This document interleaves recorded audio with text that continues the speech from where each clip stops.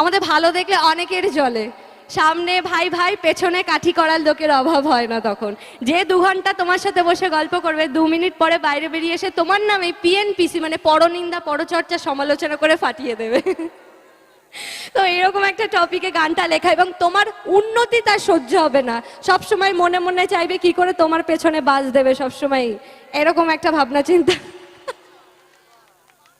তো সেই জন্য গানটা লেখা। আর আরেকটা কথা বলি, গানের মধ্যে অনেক কথাগুলো আছে, তোমরা প্লিজ মন দিয়ে শুনলে তখন বুঝতে পারবে, এবং যারা এই ধরনের কাজ করে তাদের কি সমস্যা সেটাও আমি আমার গানের মধ্যে বলেছি। আমি ক্ষতি চাইনি, তাদের ভালোই চেয়েছি, ভগবানের কাছে তাদের যাতে সুস্থ হয়ে ওঠে সেটাই চেয়েছি। এবং কি বলতে চেয়েছি আমি গানের মধ্যে দিয়ে বলবো, তোমরা কিন্তু ওই লাইনটা বলবে 2021 এসে যারা তোমার ভালো দেখলে জ্বলবে, তাদের একটাই কথা বলবে, তোদের জ্বলবে আমার। এক্স্যাক্টলি, চলো ট্র্যাক রেডি। ও বাবা।